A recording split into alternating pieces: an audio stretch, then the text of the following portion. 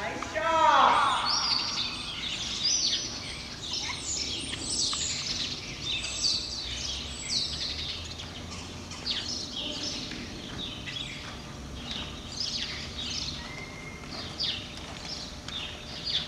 Give your left hand.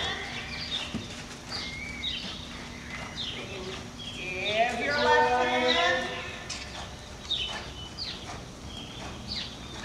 Across the diagonal.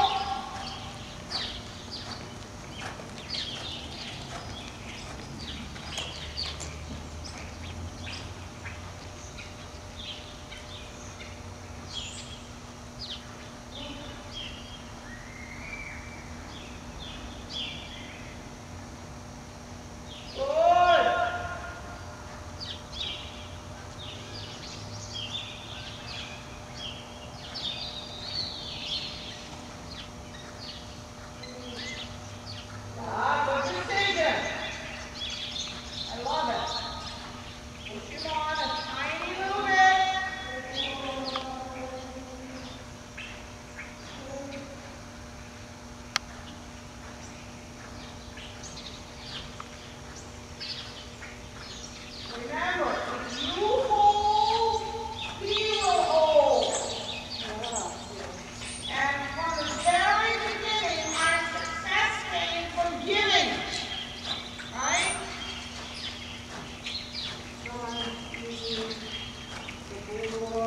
Come on down. Give your right hand so it goes rainbow please. That's it. Good job. Good job.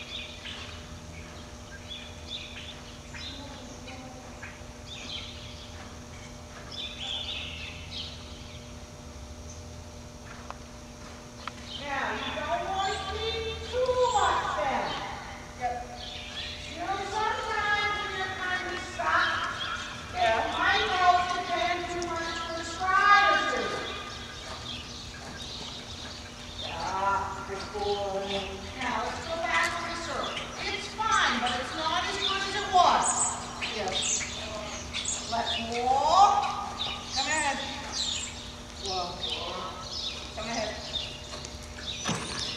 Yeah. Good boy. Oh, good now.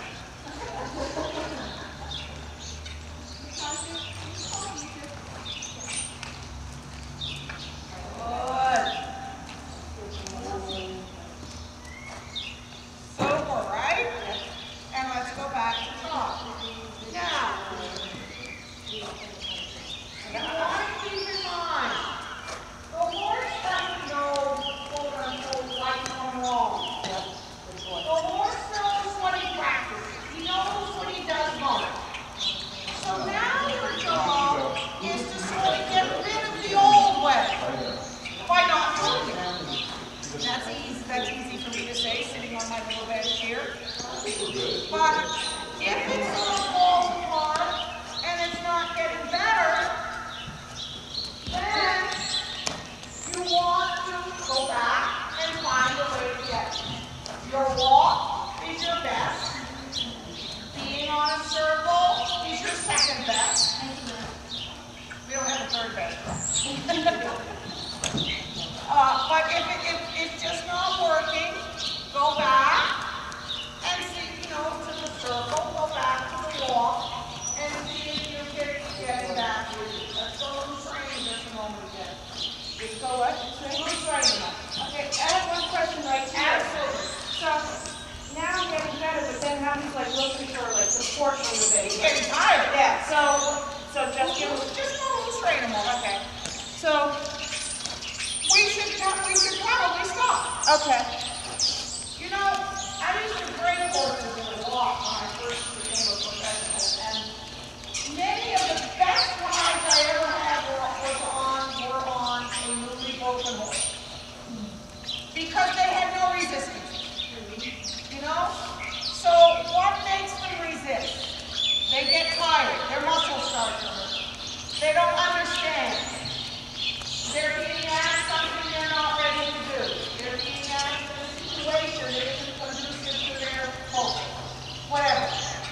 You know? So it's your job, again, to help them to be in a situation where you can do it, and to acknowledge, as in this case, using muscles in a different way, he's going to get tired. And if you keep doing it, then you'll find a way to get rid of that soreness that's building up in his muscles. And as you say, it might be him leaning on you.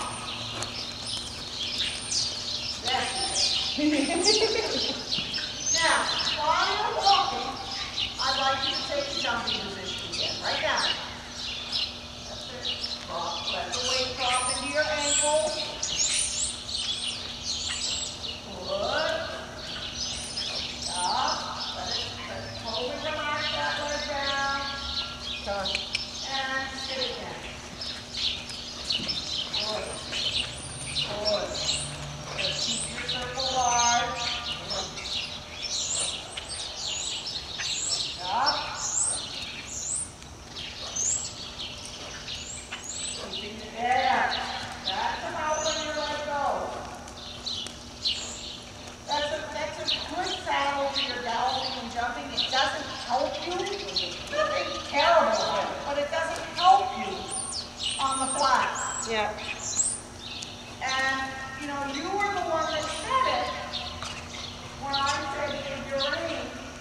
And you said, you know, your balance. Yeah.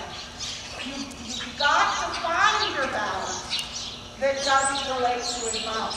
Okay. Absolutely. We have to free up those hands so that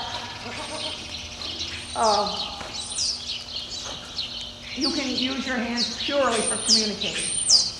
Yeah, so your legs scooping forward a little bit. You know, I wonder, you know, it's hard with the saddle, and I'm not complaining about the saddle. I'm not I'm not one of these that says you have to have a certain saddle. I wonder if you'd be better off with your stirrups a hole longer when you're riding on the flat. Yeah. Because you notice, I mean, it's hard for you not to have your knee going over the knee roll. When you're in a jumping position, that knee goes a little lower, but you shouldn't have to put that much pressure in your leg. So I would suggest you try. Okay, I don't have another hole on these. So I've already gone 2 holes lower, so it's been like this.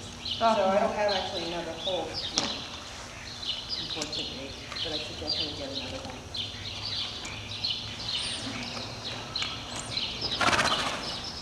That's my last hole. You want to see it? Oh yes, I could. Yeah, we can.